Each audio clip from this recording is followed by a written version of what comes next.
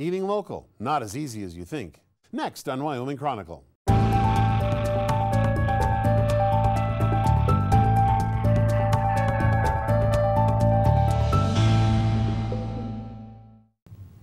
Hello, I'm Richard Ager. Welcome to Wyoming Chronicle. Author and food activist Michael Pollan has observed people are more willing to spend money on cable TV or their cell phones than they are on food. Let's shift that spending, he says, to food that nourishes and keeps us healthy, rather than puts us on medications. Well, those are strong words, but they describe an evolution or revolution in the way we think about what we eat. And much more about that in a moment. But first, a look at how some Wyoming food enthusiasts are serving up their message of eating fresh, eating local. This is the Mountain Valley mushrooms. We made a sauce for the beef. This is the Idaho potato empanadas that Tanya from Forage made. I'm blown away actually at the bounty that we've gotten so early in the year, because it is May 25th and it was snowing this morning when I came over the pass. Alpine style cheese. It's modeled after the cheeses in the Pyrenees and the Italian Alps. Long before the first garden tomato ripened in Wyoming, a local harvest was gathered from high mountain fields, cellars, and greenhouses. Hungry yet? This is simple food, but it doesn't come easy.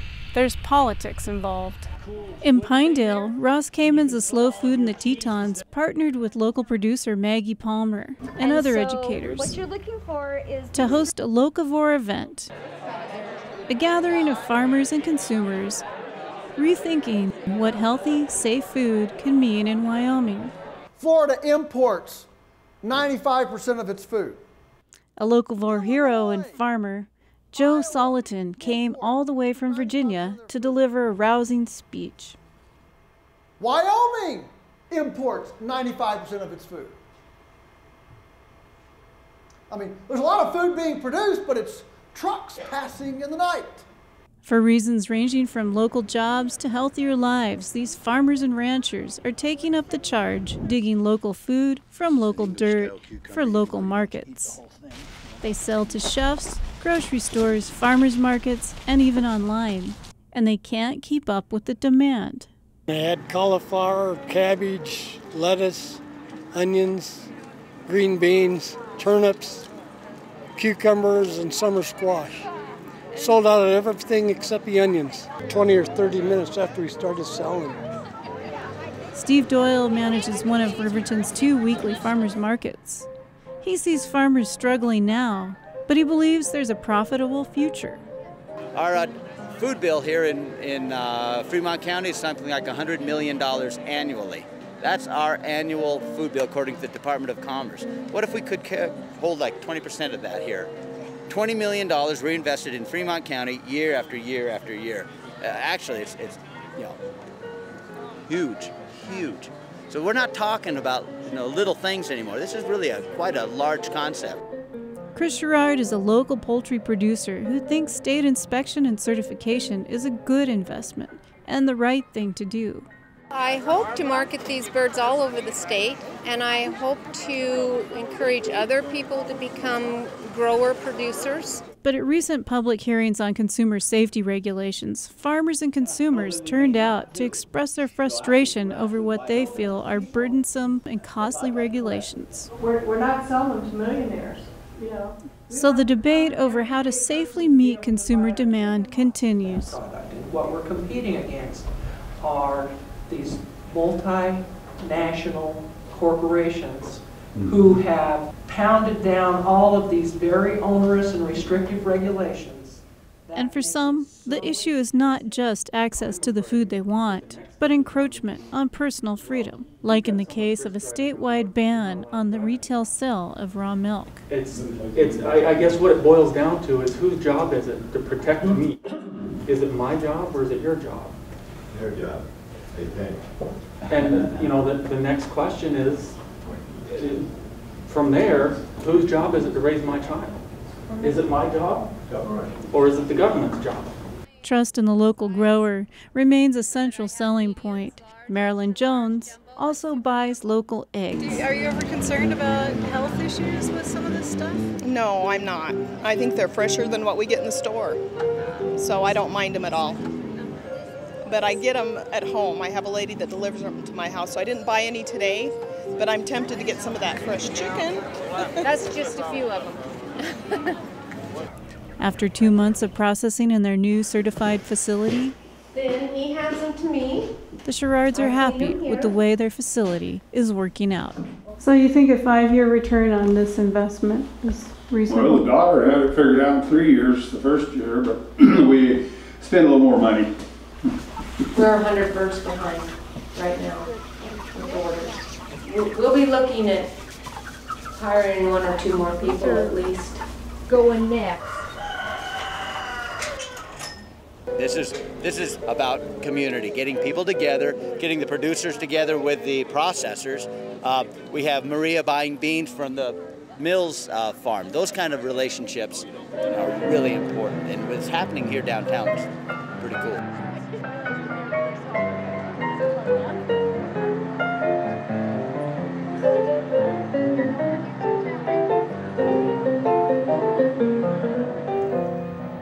And joining me in the studio are Dean Finkenbinder, Manager of Consumer Health Services for the Wyoming Department of Agriculture, and Mike Ridenauer, owner of Meadow Made Foods in Yoder, and Sue Wallace, a Wyoming state representative and sponsor of the Food Freedom Act. Well, welcome all of you. Thanks for joining us. I'd like to deal with that word locavore first. Now, I've heard of omnivore eating everything. I assume this is just meaning eating local? That's right. That's it. Okay, we've got that resolved. You know, Stephanie Smith, who produced that opening piece, told me about a fresh, locally fed chicken that she bought at a local farmer's market. Delicious, she said, but over $3 a pound, much more than at the supermarket. So my question is that the price that we would have to pay for better food? I mean, is it for the economic elite?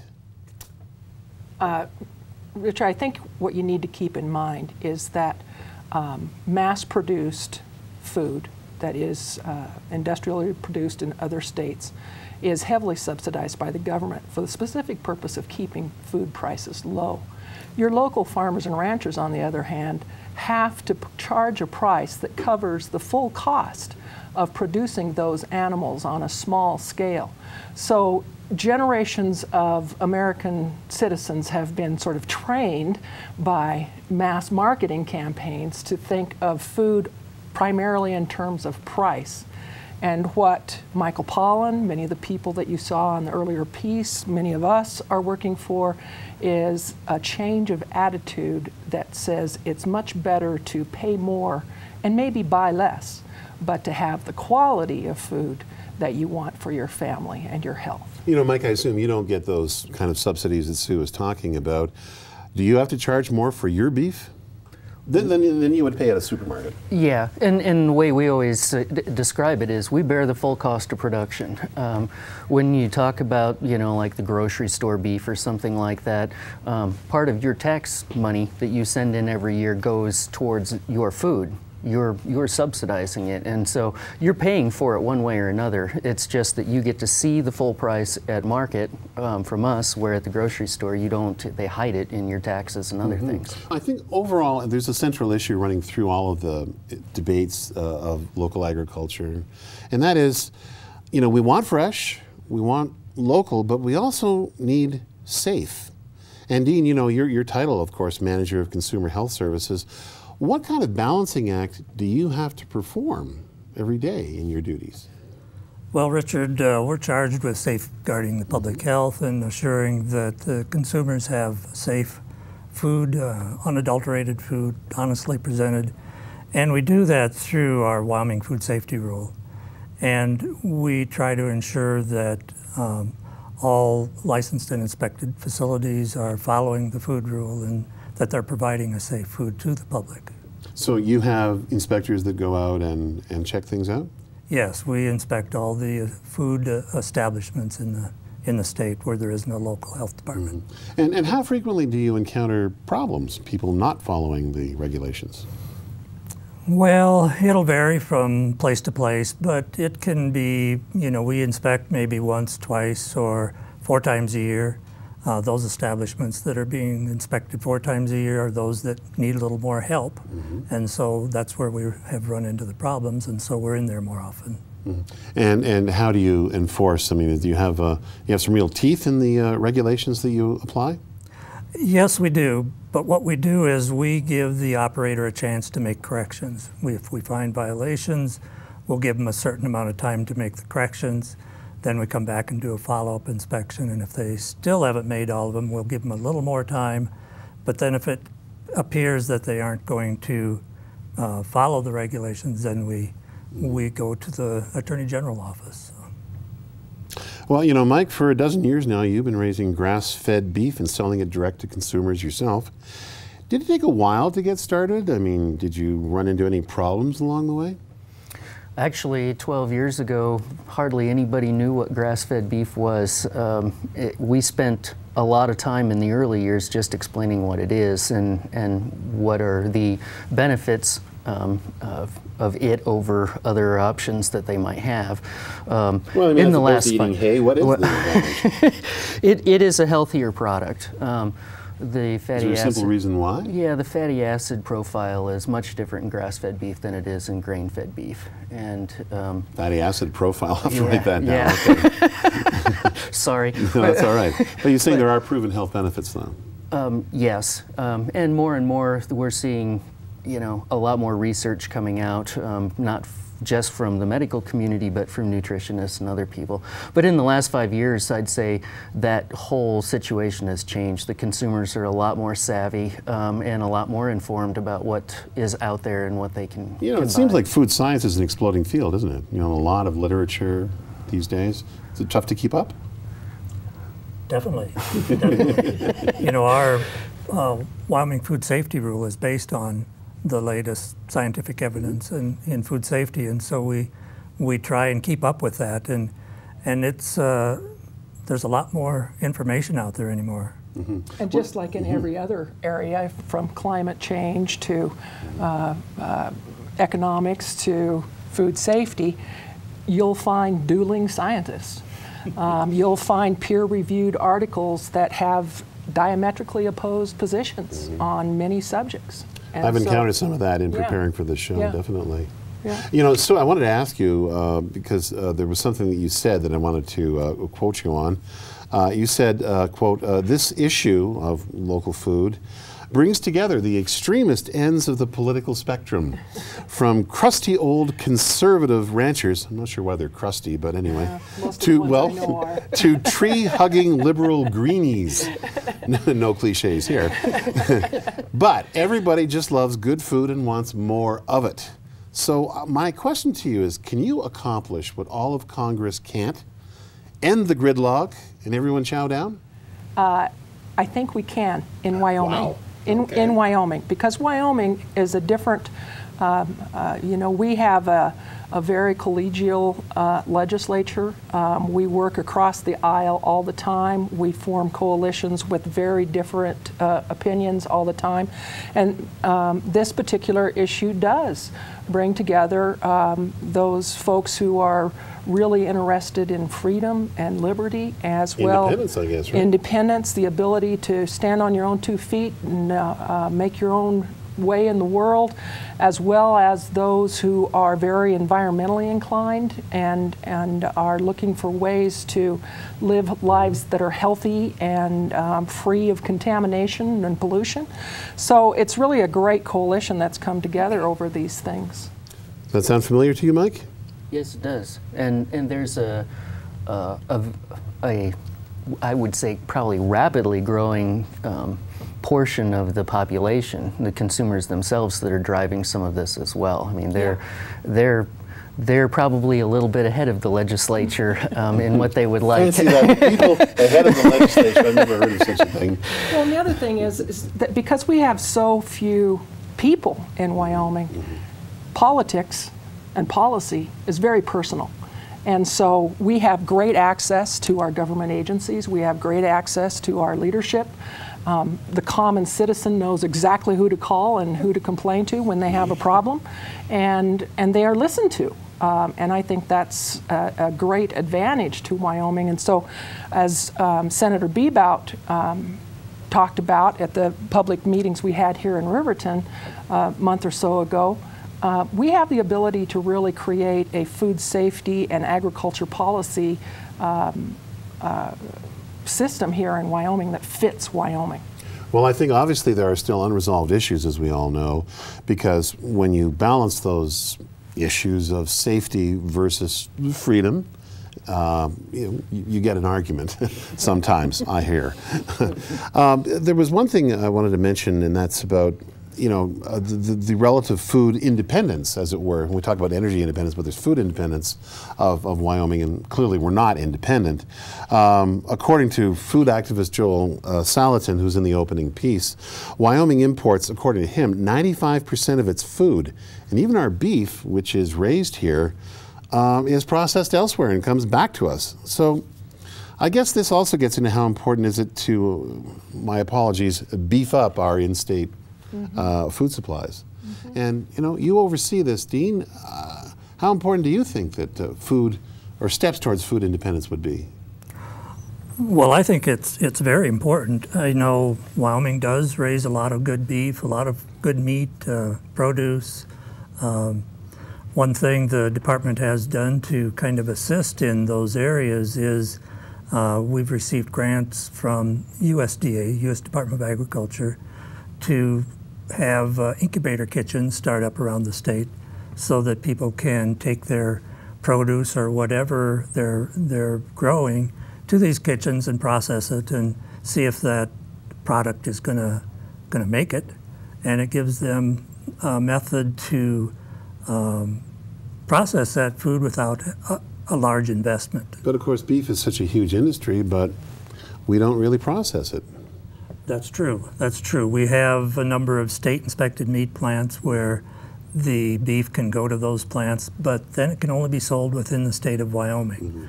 It has to go through a federally inspected plant in order to be sold outside the state. Mike, do you think economic feasibility is the issue here? I mean, on a relatively small scale, you're doing the whole thing. Some of it is economics, and some of it is I guess, inertia as well. I mean, seriously, building a meat processing facility from scratch and getting it set up and under USDA inspection is not a trivial process. But it hopefully, as the movement continues to grow in the state and the demand for more local foods continues, that we'll see it, because right now all of us that do this take our beef out of state because to cross state lines it's got to have a USDA stamp. Are we a big enough market?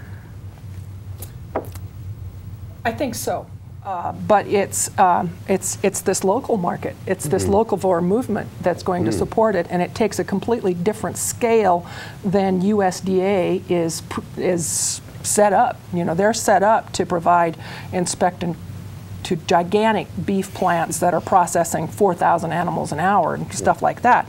Where in this state we need a much smaller scale that's more attuned to quality and specific customer wants and desires.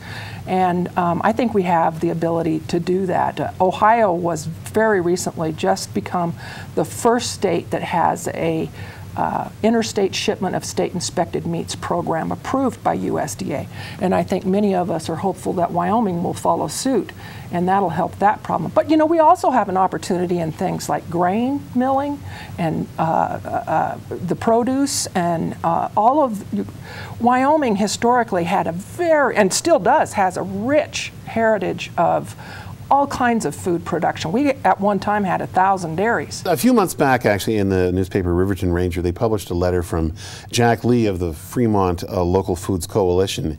He claimed that new ag regulations would turn small poultry producers into, I quote him, poultry pirates who could face a $1,000 fine for just selling their birds. There are no new regulations regarding poultry. There is a exemption from USDA inspection, and that's daily inspection of the birds.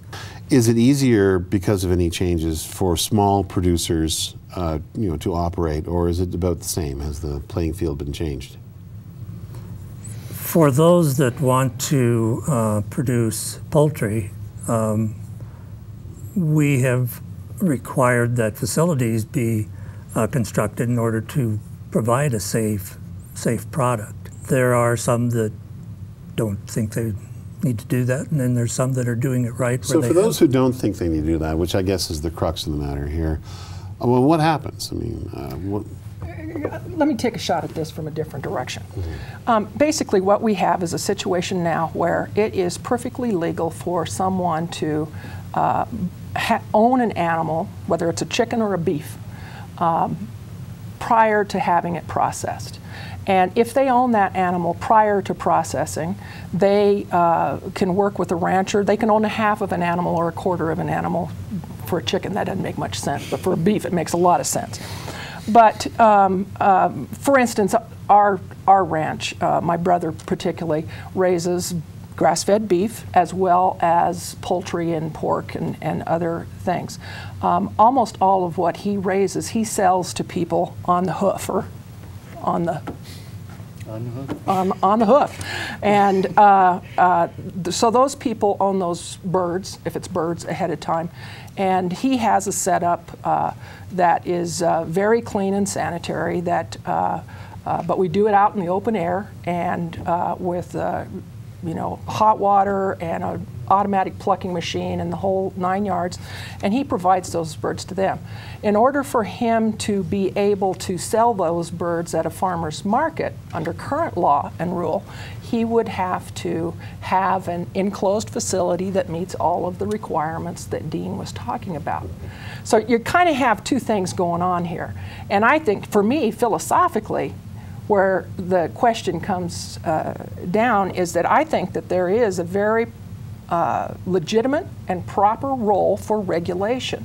And that is whenever there are intermediaries in the chain from the producer to the consumer. So if that bird is going to be sold in a grocery store or somewhere where the consumer does not have direct interaction, doesn't know who produced it or how they produced it, just picks it off of a grocery shelf, then there needs to be inspection and regulation to make sure that those products are safe, because the consumer, the United States consumer, expects we have the safest food supply in the world, and part of the reason is we have these things set up. I take it there's agreement around the table on this one.